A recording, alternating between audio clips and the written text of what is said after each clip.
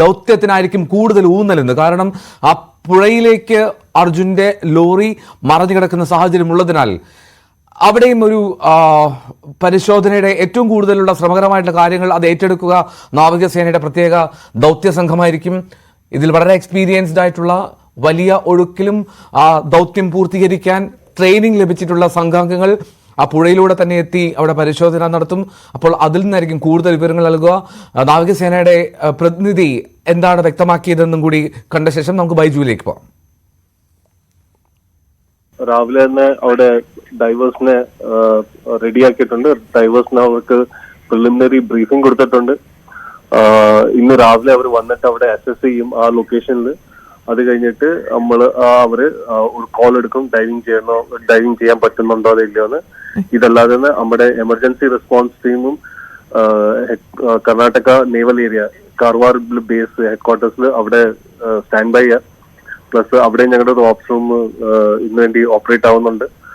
And പിന്നെ ഈ team divers already stand by ചെയ്യാം. ഇനി അവർ നോക്കിയിട്ട് ഇനി അവർ ഡിസൈഡ് ചെയ്യുന്നത് അത് ചെയ്യാൻ പറ്റുന്നുണ്ടോ അതില്ലയോ based on the current visibility.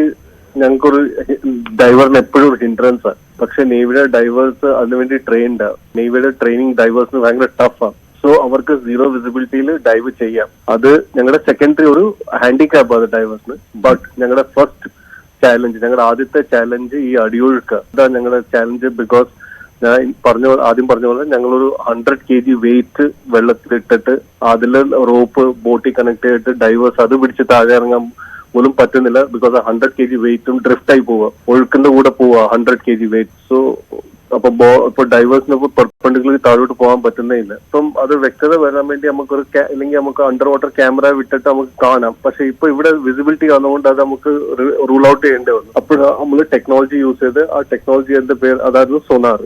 Sound waves വിട്ടിട്ട് നമ്മൾ അതിനകത്ത് ഒബ്ജക്ട്സ് ഏതൊക്കെയുള്ള ഹ്യൂജ് ഒബ്ജക്ട്സ് പിന്നെ അത് അനലൈസ് ചെയ്തിട്ട് നമ്മൾ ഈ ഒരു 2 സ്പോട്ടിലോട്ട് നമുക്ക് ഇത് 0-1 ചെയ്യാൻ പറ്റിയേക്ക് ഇത് 2 പ്രോബൽ ബസ് ട്രക്സ്.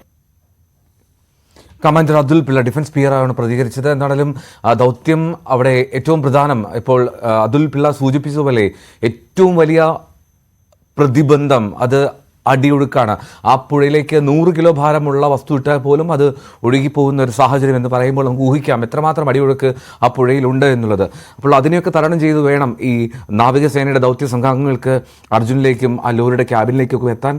വിസിബിലിറ്റി, വിഷൻ, അതിലെ കാഴ്ച പരിധി ഇതൊക്കെ രണ്ടാമത്തെ പ്രതിബന്ധം മാത്രമാണ് എന്നുള്ളതാണ് നാവികസേനയുടെ വാക്കുകൾ. അപ്പോൾ